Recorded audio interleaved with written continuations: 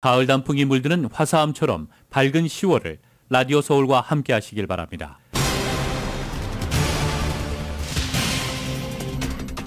팔레스타인 하마스와 이스라엘의 충돌이 나흘째 접어들면서 양측에서 1,600여 명이 숨지고 부상자도 6,000명을 넘긴 것으로 집계됐습니다. 이스라엘이 전열을 가다듬고 전방위 공세에 나서자 하마스 측은 민간인 포로를 처형하겠다고 위협했습니다. 바이든 대통령은 하마스의 이스라엘에 대한 공격으로 미국인 최소 11명이 사망했다고 발표했습니다. 미국을 비롯해 서방 5개국 정상은 긴급 통화를 하고 하마스 공격을 테러 공격으로 규정하고 몇몇 유럽 국가들은 팔레스타인에 대한 원조를 중단하기로 했습니다. 이스라엘에 대한 공격 이후 중동전 확산 우려가 커지자 석유 공급이 제한될 것이라는 우려가 나오면서 국제유가가 치솟았습니다. 그러나 남가주 가솔린 가격은 큰 폭 하락을 이어가고 있습니다. 오늘 아침 LA 카운티 평균 가솔린 가격은 갤런당 $5 95.4센트, 오렌지 카운티 $5 78.4센트 기록하고 있습니다.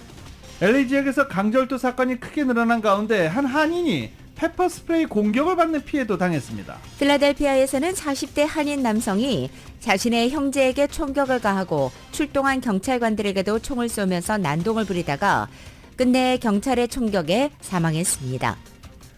산타모니카 피어에서 한 남성이 대관람차에 올라타더니 폭탄을 갖고 있다고 거짓 위협하는 소동이 벌어졌었습니다. 어제 파업을 추첨해서도 잭팟 당첨자가 나오지 않았습니다. 1등 당첨금이 무려 17억 달러를 넘어섰고 복권 역사상 두 번째 높은 당첨금이 됐습니다.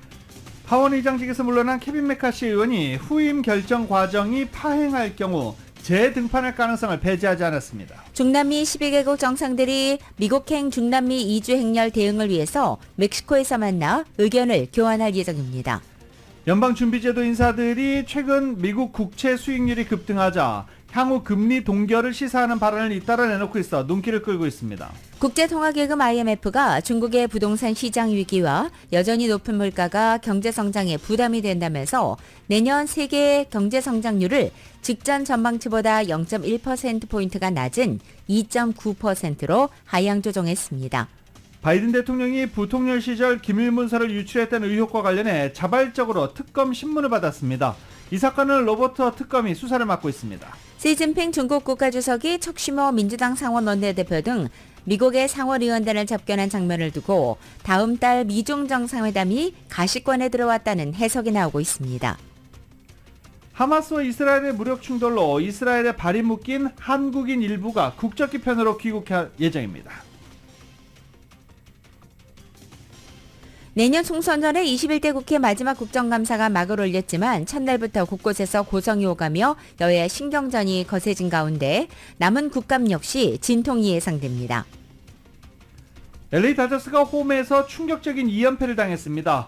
다저스는 어제 애리조나와 디비전 시리즈 2차전에서도 2대4로 패했습니다. 1패만 더하면 플레이오프 탈락입니다. 아메리칸 리그에서는 디비전 시리즈 3차전이 오늘 진행됩니다. 휴스턴과 미네소타는 1승 1패를 기록하고 있고 텍사스는 볼티모어를 상대해 2승으로 앞서 있습니다.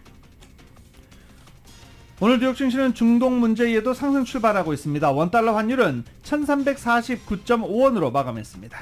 남가주 오늘도 점차 맑아지겠고 LA 한인타운 낮 최고 기온은 76도로 예상됩니다. 이 시간 주요 뉴스는 하늘 위 호텔 세계 최대 항공기 아시아나항공 A380에서 차별화된 서비스를 만나보세요. 고국까지 편안하고 안전하게 모시는 아시아나항공 제공입니다. 여러분 안녕하십니까? 김윤정입니다. 안녕하십니까? 유지승입니다. 2023년 10월 10일 화요일 라디오 서울 모닝 뉴스 2부입니다. 라디오서울 모닝뉴스 2부 역시 중동 문제로 시작해서 뉴스 이어가겠습니다. 바이든 대통령이 팔레스타인 하마스의 이스라엘에 대한 공격으로 미국인 최소 11명이 사망했다라고 발표했습니다. 바이든 대통령은 하마스의 공격을 테러 공격으로 규정했습니다. 바이든 대통령은 성명을 통해 엄청난 규모와 비극을 목도하고 있다라고 밝히기도 했습니다. 또 국내외 미국 시민의 안전은 대통령으로서 최우선 과제라며 확인 작업을 하고 있지만 하마스가 억류하고 있는 사람 중에도 미국 시민이 있을 것으로 생각한다라고 말했습니다. 또 우리 팀에게 이스라엘 당국자들과 인질 위기의 모든 면에 대응해서 협력하라고 지시했다며 미국 정부 각 부처 전문가들을 파견해 인질 구출 노력에 대해서 이스라엘 당국과 협력하고 조언토록 할 것이라고 밝혔습니다. 미 전역의 도시에서 경찰은 유대인들 생활 거점을 중심으로 치안을 강화했고 국토안보부와 연방수사국 FBI, 그 외의 연방법 집행당국은 이스라엘에서 발생한 끔찍한 테러와 관련한 국내 위협이 없는지 예의주시하고 있다고 밝혔습니다. 그러면서 이 가슴 아픈 순간에 국민들은 이스라엘 국민들과 어깨를 나란히 하고 있다며 국내에서 테러리스트들의 공격을 받은 아픔을 기억하고 있으며 전국의 미국인들은 또 한 번 무고한 미국인들의 목숨을 앗아간 이런 악행에 맞서 하나로 뭉쳤다고 강조했습니다. 또 우리는 앞으로도 모든 형태의 테러에 반대하는 미국인들의 결의에 변함이 없다는 것을 전 세계에 보여줄 것이라고 역설했습여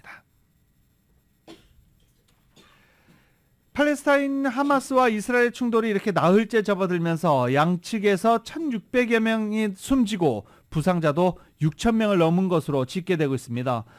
이스라엘이 전열을 가담듣고 전방위 공세에 나서자 하마스는 민간인 포로를 처형하겠다라고 위협하기도 했는데 지금 이스라엘 그리고 팔레스타인 가자지구 모두 폭격이 끊이지 않고 있는 상황입니다. 땅에서 바다에서 계속 폭격이 이어지고 있습니다. YTN이 보도합니다. 4천여 발의 로켓포를 쏘며 이스라엘 남부를 기습한 팔레스타인 무장정파 하마스가 이번엔 이스라엘에서 가장 크고 붐비는 텔아비브 동남쪽 벤구리온 공항을 겨냥했습니다. 관자탑에서 멀지 않은 곳에 로켓포가 떨어지자 공항 안팎은 삽시간에 아수라장이 됐습니다. 즉각 보복에 나선 이스라엘은 하마스 거점인 가자 지구를 연일 공격했습니다. 내셔널은행이 화염에 휩싸였고 대학과 상가 건물 등 거리 곳곳이 크게 파괴됐습니다. 초기 기습에 속수무책으로 당한 이스라엘은 전열을 가다듬고 가자 지구에 대한 철통 봉쇄에 돌입했습니다. 30만 명의 예비군이 동원된 가운데 탱크와 장갑차 등 주요 무기가 가자 지구를 에워쌌습니다. 네타냐후 총리가 끝장 보복을 공언한 만큼 지상군 투입이 임박했다는 관측도 제기되고 있습니다. 세종시보다 조금 넓은 곳에 200만 명 넘게 거주하는 인구 밀집 지역이라 지상군 투입이 현실화된다면 엄청난 민간인 희생이 불가피할 것으로 우려됩니다. 정보 생존을 위해서라도 열심히 하지 않을까. 그러다 보면 대대적인 반격이 지금 진행되고 있고 진행될 것 같습니다. 이스라엘이 전방위 공세에 하마스는 예상대로 인지를 방패막이로 세웠습니다. 이스라엘이 민간인 주택을 사전 경고 없이 폭격할 때마다 그 보복으로 민간인 포로 1명을 처형할 것이라며 위협했습니다. 하마스는 침투 초기 수백 명의 민간인을 살해하고 100여 명을 인질로 붙잡아 가자지구로 끌고 갔습니다. 이스라엘의 대응에 고심이 깊어지게 됐습니다. YTN 황보현입니다. 팔레스타인 무장정파 하마스의 기습 공격으로 시작된 전쟁 사망자 점점 늘어나고 있습니다. 이따 오후쯤 되면은 숫자가 또 달라지겠죠. 일단 지금은 1,700명에 육박하는 것으로 알려지고 있습니다. 양측의 사상자 집계와 별개로 이스라엘군이 하마스 무장대원 시신 1,500구를 발견한 데 이어서 가자지구 공습도 지속하고 있어서 희생자 수 더 늘어날 전망입니다. 이스라엘군이 전면 봉쇄한 가자지구의 인도주의적 위기 우려도 커지면서 국제사회가 중재 노력에 나섰지만 양측 모두 완강한 입장이어서 난항이 예상되고 있습니다. 이스라엘과 팔레스타인 무장정파 하마스 간의 전쟁 발발 후에 양측 간에 이처럼 갈등이 격화하는 가운데 중국의 관영 매체가 미국의 이스라엘 지원이 이 충돌 상황을 더 악화시킬 것이라고 비판했습니다. 글로벌 타임즈는 현지 시간으로 10일 서방 국가들, 특히 미국에 의해서 팔레스타인 문제가 장기간 주변화된 것은 극도로 잔인한 일이라고 해야 한다면서 이번 사태 책임이 미국의 실패한 중동 정책에 있다고 지적했습니다. 그리고 솔직히 말해 미국은 이 문제에 관해 누구를 가르칠 입장이 아니라고 주장하기도 했습니다. 글로벌 타임즈는 또한 갈등이 발생했다면 가장 합리적이고 책임감 있는 접근은 즉 모든 당사자에게 최대한의 자제력을 요청하고 가능한 한 빨리 휴전을 달성하는 것이다 라고 말했습니다. 팔레스타인 무장정파 하마스 공격으로 가자지구를 완전히 봉쇄한 이스라엘은 지상군 투입 초읽기에 들어갔습니다. 미국은 이스라엘에 대한 지원을 본격화하면서도 지상군 파병은 없다고 밝히는 등 확전을 꺼리는 모습이기도 합니다. YTN입니다. 미국 백악관은 건물 조명을 이스라엘 국기의 색깔인 흰색과 파란색으로 켜며 이스라엘에 대한 지지를 확인했습니다. 동시에 영국, 프랑스, 독일, 이탈리아와 함께 공동 성명을 발표하며 하마스의 공격을 테러 행위로 규정하고 규탄했습니다. 군사 지원도 본격화했습니다. 사태 직후 항모전단을 동지중해에 급파하고 전투기 전력도 증강한 데 이어 실탄과 분 장비 등의 인도를 시작했습니다. 또 이스라엘 군부와 대책회의도 함께 열어 취해 나갈 조치들을 논의했습니다. 다만 이번 기습을 전쟁 대신 테러 행위로 규정하고 미 지상군도 파견하지 않겠다고 밝혀 중동 지역의 전쟁으로 비화하는 데는 선을 그었습니다. 이란의 연계 가능성을 열어두면서도 이란이 개입했다는 확실한 증거를 찾지는 못했다고 밝혔습니다. 찰스 브라운 미군 합참의장은 더욱 분명하게 미국은 충돌 확대를 원하지 않는다며 개입하지 말라는 메시지를 이란에 주고 싶다고 강조했습니다. 미국의 이 같은 입장은 우크라이나 전장에 막대한 지원을 하고 있는 상황에서 다시 중동전까지 지원해야 하는 부담을 피하려는 의도로 읽히고 있습니다. It's very difficult for the United States right now. They're in a very tough position. Clearly, the Biden administration has come out very clearly. 하지만 네타냐후 이스라엘 총리는 이번 전쟁을 문명과 야만의 대결로 규정하면서 미국 측의 가자 측으로 진입이 불가피하다며 전면전도 불사하겠다는 뜻을 거듭 확인한 것으로 전해졌습니다. YTN 유재우입니다.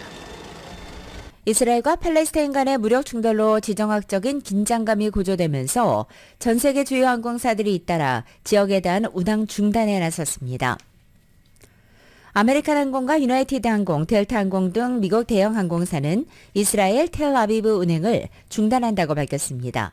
미 국무부가 테러와 치안 불안 가능성을 이유로 이스라엘에 대한 여행 경보를 발령한 데 따른 조치입니다. 유럽과 아시아 항공사들도 운항을 중단하고 승객에게 환불을 제공하고 있고 주 3회 인천과 텔아비브로 오갔던 대한항공도 이번 주에 예정됐던 운항을 모두 취소한다고 밝혔습니다. 미국과 영국, 프랑스, 독일, 이탈리아 등 5개국은 이스라엘에 대한 하마스 공격을 테러 행동으로 규정하고 규탄했습니다. 공동성명에서 이스라엘에 대한 견고하고 단합된 지지를 표명하고 하마스와 하마스의 지독한 테러 행동에 대한 우리의 분명한 규탄을 표명한다라고 밝혔습니다. 또 이 5개국 정상성명은 하마스의 테러 행위에는 어떠한 정당성도 적법성도 없으며 보편적으로 규탄받아야 한다는 점을 분명히 한다며 테러 행위는 결코 정당화될 수 없다라고 강조하고 있습니다. 이 같은 상황에서 일부 소셜미디어 허위 정보가 혼란을 부추기고 있다는 지적입니다. 특히 예전 트위터, 일론 머스크가 인수한 X가 최근에 운영 방침을 바꾸면서 거짓 정보가 유독 더 많아졌다는 지적이 나오고 있는 것입니다. KBS입니다. 무장군인이 헬기를 향해 박격포를 발사합니다. 포탄이 명중했고 헬기는 산산조각 파괴됩니다. 옛 트위터인 X에 게시된 영상으로 하마스가 이스라엘 군용 헬기를 격추했다는 설명이 뒤따랐습니다. 수백만 명이 이 영상을 조회했습니다. 하지만 알고 보니 실제가 아닌 비디오 게임 속 연출된 장면이었습니다. 지난 7일 하마스가 이스라엘을 기습 공격한 직후 네타냐후 이스라엘 총리가 병원에 긴급 이송됐다는 사진이 SNS에 올라왔습니다. 현지 언론 게시물을 인용한 형식의 총리 사진과 함께 구체적인 병원 이름까지 표기됐는데 역시 허위 정보였습니다. 미국이 이스라엘에 80억 달러 군사 지원을 긴급 승인했다는 SNS 게시물입니다. 이 내용이 담긴 미 백악관 문서까지 함께 게시됐는데 과거 우크라이나를 지원할 때 공개된 문서를 짜깁기한 것으로 드러났습니다. 페이스북과 틱톡 등 다른 SNS를 통해서도 허위 정보가 퍼지고 있지만 X에서 유독 널리 확산된다는 지적이 나옵니다. 일론 머스크가 X를 인수한 뒤 바꾼 정책들 때문이란 비판이 많습니다. 허위 정보를 감시하던 상당수 직원들을 해고한 점, 또 언론 기사를 링크할 때 제목은 빼고 이미지만 올리는 것도 조작을 쉽게 한다는 겁니다. 또 영향력이 큰 인물이나 기관에 붙어있던 블루체크 계정을 돈만 있으면 누구나 살 수 있게 해 혼란이 커지고 있습니다. 실제 이번에 허위 정보를 퍼나르는 계정 중 일부는 이 유료 계정이었습니다. KBS 뉴스 송락규입니다. 이런 가운데 어제 LAX의 텔아비브에서 출발한 여객기가 처음 도착했습니다. 전쟁 후 처음 도착한 것입니다. 미국 국적의 주민들이 LAX에 도착해 마중 나온 가족, 친지, 지인들과 오랜 시간 포옹을 나누고 곳곳에서 눈물을 흘렸고, 한 탑승객은 방송과 인터뷰에서 세관을 통과하자마자 눈물이 나기 시작했다. 미국에 있던 게 이렇게 행복했던 적이 없었다. 라며 이야기를 하기도 했습니다. 이런 가운데 어제 베벌리힐즈 지역에서는 대규모 시위도 있었습니다. 베벌리힐즈에서 이스라엘을 지지하기 위한 시위가 수천 명의 주민들이 몰린 가운데 펼쳐졌습니다. 시위에 참가한 주민들은 내 가족이 고통받고 있고 사랑하는 사람을 잃었다라며 시위에 함께 나섰다고 밝히고 있습니다. 또 사법당국은 지난 주말 하마스의 이스라엘 공격에 이은 이스라엘의 가자지구 보복이 이루어진 직후 유대인 기관과 회당 그리고 유대인 학교 등에 대한 보안을 강화했다라고 밝혔습니다. 또 온라인 위협도 감시하고 있으며 순찰도 강화하는 등 만일의 사태에 대비하고 있다고 밝혔습니다.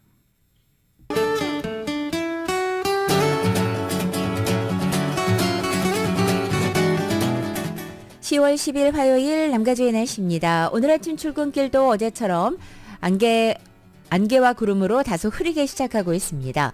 점차 거치면서 낮에는 대체로 맑은 날씨 이어가겠습니다. 오늘 낮 기온은 어제보다 3도에서 7도가량 떨어집니다. 예년 기온을 밑돌기 시작하는 것입니다. 이렇게 주말 전까지는 오늘과 비슷한 날씨와 기온이 이어지겠고, 주말부터는 낮 기온이 다시 높아져서 보다 포근한 날씨라 예상되고 있습니다. LA 한인타운 오늘 낮 최고 기온이 76도, 밤 최저 기온은 59도, 오렌지 카운티 지역은 77도, 63도, 밸리와 일란드 엠파이어 지역은 82도, 58도, 해안 지역은 70도, 63도로 예상됩니다. 한국은 오늘 대체로 맑겠고 서울의 오늘 아침 최저 기온이 52도, 낮 최고 기온은 74도 예상됩니다. 라디오 서울 모닝뉴스 2부 이 시간은 1250만 불, 교통사고 최고 보상, 교통사고 전문 천재 변호사 리차드 호프만, 총 20억 달러의 승소, 크고 작은 교통사고와 상해, 브라이언 타필라와 CG 러. 또 하나의 새로운 문이 열렸습니다. 한인은행 최초로 라스베가스에 진출한 오픈뱅크. 10월 11일부터 10월 14일까지 삼성과 현대 등 400개 이상 기업이 참여하는 제21차 세계 한인 비즈니스 대회 공동 제공입니다.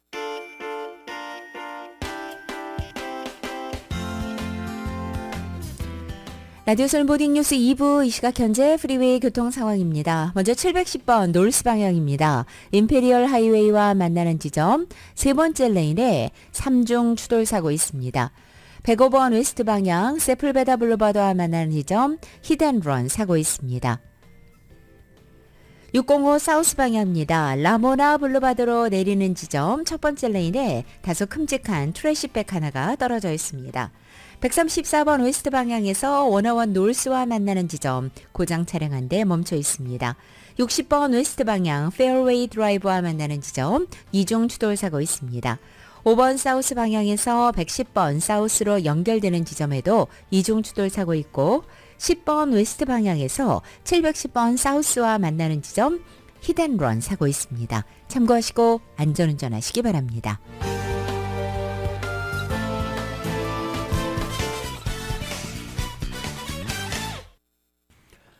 라디오솔 모닝뉴스 함께하고 계십니다. 한국TV가 어제부터 서비스 정상화에 들어갔습니다. 한국TV는 한국TV 티보 플레이란 이름 아래 어제부터 드라마와 연애, 오락 일부 프로그램의 방영을 재개했습니다. 한국 3사 지상파 방송 컨텐츠의 미주지역 독점 공급권을 갖고 있는 웨이브 아메리카스의 재계약 불가 결정으로 지난 한 달여 동안 한국TV 정규 방송에 차질이 빚어진 가운데 한국TV는 합법 사업자인 티보와 사업자 간의 의견 조율을 통해 서비스 정상화를 이끌어냈습니다. 우선 드라마와 연애, 오락 프로그램 등 코코아 컨텐츠 일부가 업로드되기 시작했으며 방송 3사의 뉴스, 가요무대, 한국인의 밥상 등 넌코코아 컨텐츠는 조속히 서비스를 재개할 수 있도록 협상 중입니다. 완전 정상화까지는 시간이 조금 걸릴 것으로 보입니다. 그동안 정규방송 차질로 피해를 입은 한국TV 시청자들에 대해서는 일괄적으로 한 달간의 크레딧을 제공해드릴 예정입니다. 지난 한 달여 동안 인내심을 갖고 기다려주신 시청자분들께 감사드립니다. 남가주 가솔린 가격이 큰 폭으로 떨어지면서 열 하루째 하락세를 이어가고 있습니다. 오늘 아침 LA 카운티 평균 가솔린 가격이 갤런당 $5 95.4센트 기록하고 있고, 오렌지 카운티 가솔린 가격은 LA보다 더 큰 폭으로 하락해 $5 78.4센트 기록하고 있습니다.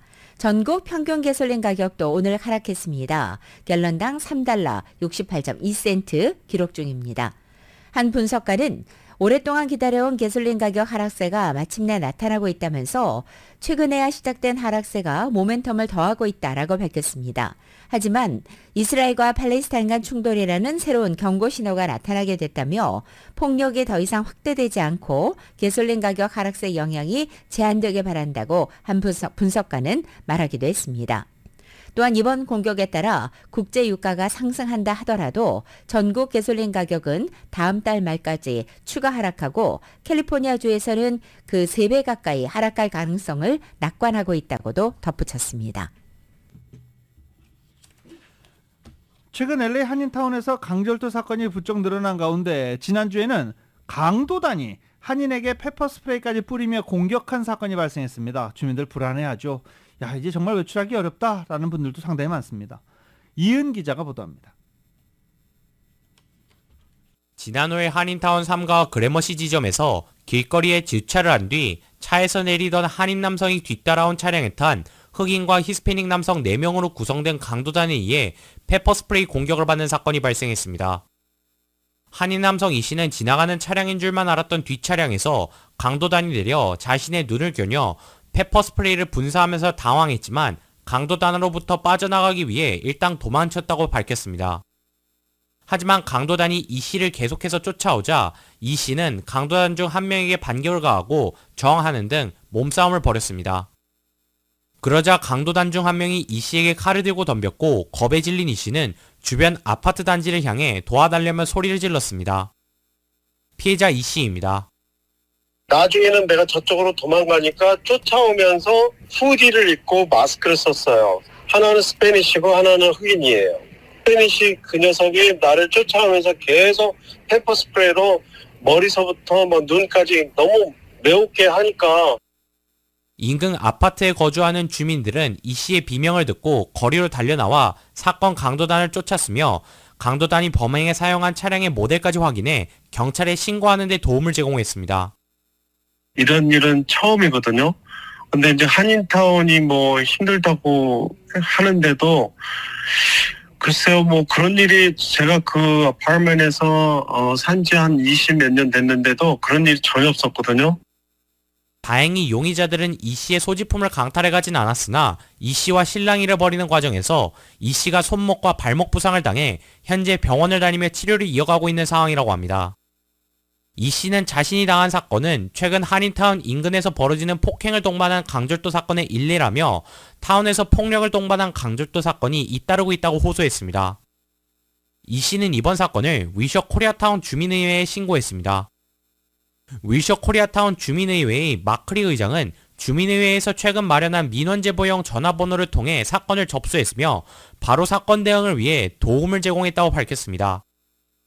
식당에서 훔쳐가든가 아니면 차를 훔쳐가다가 그랬는데 지금은 한 사람을 위해서 4분들이 오셔가지고 크라임을 하면서 이렇게 스프레이하고 훔쳐가고 때리고 그런 거는 제가 한인타운에서 살면서 처음 들어본다고 생각합니다. 마크리 의장은 최근에 보면 강절도를 벌이는 용의자들이 한인들이 사건을 당하고도 신고를 하지 않는다는 점을 노리고 이들을 범행 대상으로 노리고 있다고 설명하며 많이 피해를 입으면 신고를 비롯해 리포트를 해달라고 당부했습니다. 경찰이 신고 후 추가적인 도움이 필요한 타운 내 강절도 피해 한인들은 위셔 코리아타운 주민의회 전화번호 323-200-5532번으로 연락하면 됩니다. 라디오 서울 뉴스 이은입니다. 산타모니카 지역에서는 폭발물 소동이 빚어졌습니다. 산타모니카 경찰 당국은 어제 월요일 오후 2시 40분쯤 산타모니카 피어에 있는 거대한 회전식 놀이기구 대관람차에 백팩을 맨 남성 한 명이 탑승하고 자신이 폭발물을 갖고 있다고 소리를 질렀다는 것입니다. 목격자들은 곧바로 911에 신고해서 경찰에 출동할 수 있었습니다. 현장에 도착한 경찰관들은 사람들을 대피시켰고 협상 전문가들이 대관람차에서 내려올 것을 설득하는 작업에 돌입했습니다. 그리고 약 1시간 40여 분 만인 오후 4시 20분쯤 괴한은 결국 스스로 대관람차에서 내려와 자수했습니다. 경찰은 괴한의 백팩을 조사했지만 폭발물은 발견되지 않았습니다. 캘리포니아 연방 상원 후보 토론회에서 3명의 후보들이 여러 가지 이슈에 대해서 각자 소신을 밝히기도 했습니다. 애덤 쉬프, 케이티 포터, 바바라 리 등 3명의 연방 하원 의원들이 이번에 토론회에 나선 캘리포니아 연방 상원 후보들이었는데 토론회는 시종 차분한 분위기 속에서 진행이 됐습니다. 시간당 최저임금 인상, 의료보험 비용 인하, 연방정보 활용 주택난 해소, 노숙자들에 대한 정신건강 서비스 강화 등에서 의견은 일치했습니다. 3명 후보들 모두 민주당 소속이어서 비슷한 관점이었는데 주말에 발생한 이 이스라엘 사건과 관련해서는 대대적인 보복 공격에 대해서는 엇갈린 시선이었습니다. 애덤 쉬프 하원 의원은 유일하게 이스라엘을 강력히 공개 지지한 후보가 됐습니다. 이에 대해서 케이티 포터 하원 의원은 이스라엘과 하마스 양측 모두가 엄청난 숫자의 민간인들을 사망케 하는 공격을 하고 있다라고 비판하기도 했습니다. 바바라 리 하원 의원도 연방의회가 미국 정부의 이스라엘 지원에 제한을 가하는 것을 규정한 법안에 찬성한 것으로 잘 알려진 인물인데 미국 정부가 할 일이 양측 모두의 공격을 멈추도록 하는 것이다 라고 주장하기도 했습니다. 전 LA 다저스의 스타 플레이어였던 스티브 가비가 캘리포니아 연방 상원의원직에 도전을 공식 발표했습니다.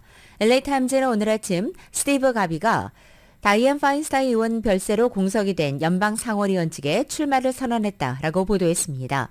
스티브 가비는 선수로서 30년 넘게 야구장을 밟지 않았지만 캘리포니아주 공화당표를 통합하고 그를 존경하는 야구 팬들을 충분히 끌어들여서 11월 투표에 참여시킬 수 있을 만큼 충분한 스타성을 갖고 있을 수 있다라는 평가를 받고 있습니다. 현재 선거에 출마한 강력한 민주당 의원 3명 가운데 단 1명만이 3월 예비선거를 통과해서 이 스티브 가비와 대결에 유력한 후보로 부상할 수 있게 된다는 분석이 나오고 있습니다. 올해 74살의 스티브 가비는 지난 수개월간 상원의원 출마를 준비해왔다고 밝힌 바 있습니다. 매년 산불 위험을 받고 있는 캘리포니아주 소방당국이 인공지능 기술을 이용해 산불을 미리 감지하고 있습니다. 어떻게 하는 걸까요? KBS가 보도합니다. 지난 7월 어느 날 소방관 스콧 씨의 휴대전화에 화재 연기 발생 알람이 울렸습니다. 스콧 씨와 동료들은 바로 출동해 산불을 진압했습니다. 화재감시센터 직원들도 발견 못한 이 연기를 누가 감지한 걸까? 캘리포니아주 소방당국은 샌디에이고 대학과 함께 주 전역에 1000대가 넘는 산불 감시 카메라를 설치해 인공지능 프로그램과 연계시켰습니다. AI 프로그램은 먼지인지 연기인지 카메라를 계속 관찰해 연기를 감지하면 소방당국에 상황을 알리는데 이 기술로 이미 여러 번 화재를 진압했습니다. We have multiple successes of fires at night that had gone undetected that we're able to suppress before a 911 phone call had even come into the command centers. 다만 인공지능 기술이 소방관을 대체할 수는 없고 화재가 더 번지기 전에 소방관들이 막을 수 있도록 도움을 줄 뿐이라고 소방당국은 강조합니다. LA 노숙위원회 LAHSA의 새로 위원으로 캐런 베스 LA 시장이 임명될 전망입니다. LA 시의회는 오늘 본회의를 통해 캐런 베스 LA 시장을 LAHSA 위원으로 임명하는 안을 처리할 예정입니다. LAHSA는 지난 93년도에 독립적이면서도 LA시와 LA카운티 공동기관으로 설립됐습니다. 지역 내 노숙자들에게 주거와 서비스 등을 계획해서 제공하며 연간 8억 달러 이상 비용을 조정하고 관리하게 됩니다. LA시가 당면한 가장 큰 현안인 이 노숙자 문제와 관련해서 캐런 베스 LA 시장은 자신이 그동안 해온 노력과 헌신을 통해서 이 LAHSA 위원으로서 일할 자격이 충분하다고 강조하기도 했습니다. 캐런 베스 시장이 오늘 위원으로 임명되면 임기는 2026년 6월 30일까지입니다. 샌프란시스코 중국 총영사관에 괴한이 차량을 몰고 돌진하는 사건이 발생했습니다. 어제 정체불명의 사람이 차를 몰고 총영사관 로비로 돌진했다라고 중국 총영사관 측은 밝혔습니다. 용의자는 크게 다쳐서 병원으로 옮겼지만 숨진 것으로 알려졌습니다. 현장에 있던 목격자는 운전자가 차에서 내린 뒤 이상한 행동을 해 사람들이 공포에 떨었다라고 당시 분위기를 전하기도 했습니다. 총영사관 대변인은 홈페이지에 올린 성명에서 미국의 엄정한 교섭을 제기해 신속한 진상규명과 법률에 따라 엄중히 처리할 것을 요청했다라고 밝혔습니다. 한국어 교육장려 활동을 펼치고 있는 미주 한국어 교육장학재단이 올해도 역시 우수학교와 학생들에게 격려와 장학금을 전달했습니다. 재단은 지난 7일 LA 한인타운 옥스포드 팔레오스 호텔에서 개최한 연례 시상식에서 우수교사로 선정한 남가주 한글학교 교사 2명에게 자랑스러운 교사상과 함께 각 $1,000씩의 격려금을 수여했고 우수학생으로 선발한 장학생 20명에게도 각 $500씩의 장학금을 각각 전달했습니다. 이날 행사에는 김영환 LA 총영사를 포함해 200여 명이 참석했습니다. 라디오 서울 모닝뉴스 함께하고 계십니다. 라디오 서울 모닝뉴스 함께하고 계십니다. 바이든 대통령이 부통령 시절 기밀 문서를 유출했다는 의혹과 관련해 자발적으로 특검 신문을 받았다고 백악관이 밝혔습니다. 샘스 백악관 감독 조사 담당 대변인은 대통령과 백악관은 수사에 협조하고 있다며 수사의 진실성을 보호하기 위해 적절한 경우 관련 업데이트를 공개적으로 제공하고 투명하게 하고 있다라고 말했습니다. 앞서 올 초 바이든 대통령의 개인 사무실에서 부통령 시절 기밀 문서가 작년 11월에 발견됐습니다. 11월 2일 바이든 대통령의 변호사들이 워싱턴 DC 개인 사무실에서 부통령 시절 작성된 기밀 문서를 발견했고 이후 12일과 14일에도 기밀 표시가 된 문서가 바이든 대통령의 델라웨어 월밍턴 사저 등에서 추가로 발견됐습니다. 이에 따라 법무부는 메릴랜드주 연방검찰청 검사장을 지냈던 전직 검사 로버트 허 변호사를 특별검사로 전격 임명해 수사를 맡기기도 했습니다. 수사당국은 바이든 대통령의 부통령 시절은 물론 상원의원이었을 시점에 기밀 문건 반출 여부도 파악하는 데 주력해왔습니다. 민주당 계열의 정치 명분가 케네디 가문의 일원인 로버트 F. 케네디 주니어가 내년 대선에 무소속으로 출마하겠다고 선언했습니다. 올해 69살인 케네디 주니어는 어제 민주당 대선 후보로 나서려던 계획을 접고 무소속 후보로 출마하겠다고 발표한 것입니다. 케네디 주니어는 1963년 총격 피살된 존 F. 케네디 전 미국 대통령의 조카이자 1968년 역시 총격으로 목숨을 잃은 로버트 케네디 전 상원의원의 아들입니다. 하버드 대학을 졸업한 그는 환경 분야 변호사로 한동안 활동을 했고 특히 코로나 백신을 포함한 백신과 예방접종 반대 운동으로서 명성을 크게 얻으며 논란의 중심에 서기도 했습니다. 케네디 주니어는 당초 지난 4월 민주당에 대선 후보 경선 출마 신청서를 제출했다가 6개월 만에 무소속 출마로 방향을 튼 것입니다. 이제 관심은 이 무소속 출마가 조 바이든 대통령과 트럼프 전 대통령 간의 리턴 매치 가능성이 커지고 있는 내년 대선에 어느 정도 변수로 작용할지에 쏠리고 있습니다. 정치 전문 매체 폴리티코는 그가 1992년 대선에 출마해서 득표율 약 19%를 기록했던 기업가 출신의 로스 페로 후보 이후에 가장 많은 지지를 받은 무소속 후보가 될 잠재력을 지니고 있다고 진단했습니다. 연방준비제도 인사들이 미국 국채 수익률이 급등하자 향후 금리 동결을 시사하는 발언을 잇따라 내놓고 있습니다. 필립 제퍼슨 연준 부의장은 댈러스에서 열린 경제협회 회의 연설에서 물가 상승률이 여전히 높지만 미국 국채 수익률 상승이 경제의 잠재적인 추가 제약이 될 수 있다라고 말했습니다. 그러면서 추가적인 통화정책 범위를 주의 깊게 평가하고자 하는 상태에 연준은 놓여있다라고도 말했습니다. 로리 로건 댈러스 연준 총재도 이 같은 회의에서 최근 장기 국채 금리가 급등하면서 중앙은행이 기준금리를 추가로 인상해야 할 필요성이 줄어들고 있다라고 말하기도 했습니다. 이러한 발언은 메리 데일리 샌프란시스코 연방은행 총재가 지난 90일간 상당히 긴축적이었던 상황이 현재도 지속되고 있다면 추가 조처를 할 필요성이 줄어든다. 이렇게 언급한 내용과 맥을 같이 하는 것입니다. 이와 관련해 BNP 파리바의 슐리 에체바 경제학자는 시장이 갑자기 연준을 대신해 모든 더러운 일을 하고 있다며 일부 매파를 포함한 대다수 연준 내 인사들이 신중한 행동에 동의하는 것 같다라고 평가했습니다. 미국 국채금리가 이스라엘 팔레스타인 간 전쟁에 대한 불안감과 미국 기준금리 동결 기대감 영향으로 하락했습니다.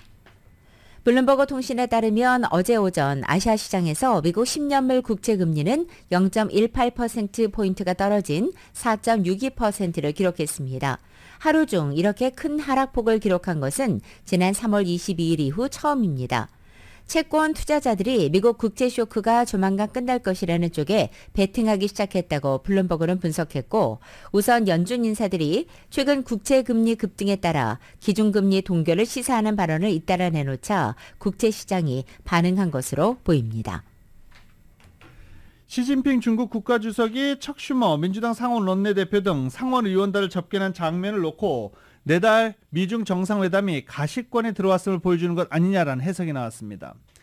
시진핑 주석이 현직에 있는 고위 인사와 직접 만난 것은 지난 6월 토니 블링컨 국무장관 이후 4개월 만입니다. 시 주석은 7월 초에 방중한 제닛 옐런 재무장관은 물론 8월에 중국을 찾은 존 캐리 기후특사, 진날 러먼도 상무장관 등과는 직접 만나지 않았습니다. 물론 시 주석이 지난 7월 헨리 키신저 전 미국 국무장관을 베이징 다오이타이 국빈관으로 초청해 면담한 적은 있습니다. 그러나 키신저 전 장관은 미국 정부에서 맡고 있는 직책이 없는 데다 개인 자격으로 방중한 것이어서 의미가 다릅니다. 시 주석과 상원 의원단 접견은 형식과 내용 면에서도 주목되고 있습니다. 상석에서 회의를 주재하는 것을 연상케 하는 방식으로 역시 시 주석은 면담을 했고, 미중 양국 외교 대표단을 양쪽에 두고 지시하거나 격려하는 모양새를 연출한 것입니다. 그러나 이번에 상원 의원단은 통상의 확대 정상회의 형식으로 일렬로 마주 앉는 대등한 방식으로 접견했습니다. 시 주석 메시지도 양국 관계 개선 의지를 밝히는데 무게를 실었다라는 평가를 하고 있습니다. 아프가니스탄 북서부 헤라트주에서 지난 7일에 발생했던 규모 6.3 강진과 관련해 건물 잔해에 파묻힌 이들의 생존 가능성이 급속히 작아지고 있습니다. 지진 발생 나흘째인 오늘로 10일로 접어들면서 구조, 구호 작업이 신속하게 이루어져야 하는 상황임에도 불구하고 여러 걸림돌로 인해 어려움을 겪고 있기 때문입니다. 우선 장비가 크게 부족한 것으로 알려져 있습니다. 이스라엘과 팔레스타인 간 무력 충돌에 국제사회의 관심이 모두 쏠린 가운데 중국과 이란 등의 극소수 국가가 지원 약속을 했지만 현장에는 별다른 변화가 없는 상태입니다.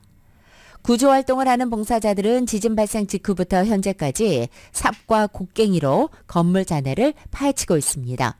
이에 따라 건물 잔해 자체가 큰 무덤으로 변해가는 모양새라는 분석도 나오고 있습니다. 또한 어제는 여진도 이어진 것으로 알려져 있습니다. 이 마을 인근에서는 지진으로 숨진 300여 명의 집단 장례식이 지난 8일 열리기도 했습니다. 라디오 서울 모닝뉴스 함께하고 계십니다.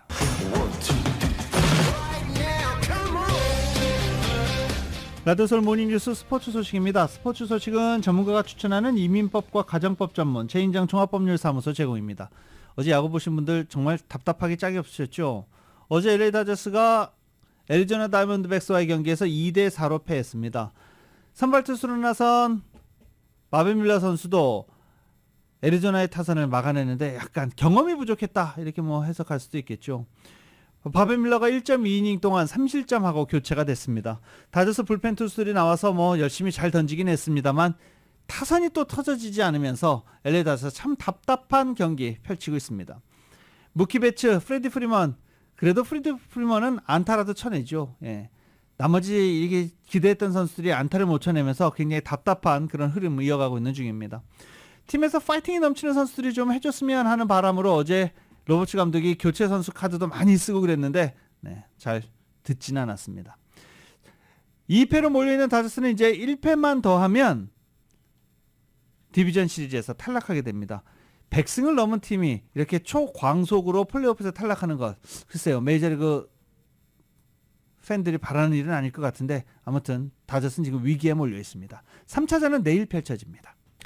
이런 가운데 아틀란타는 환상적인 외야 수비에 힘입어서 승부를 원점으로 돌렸습니다.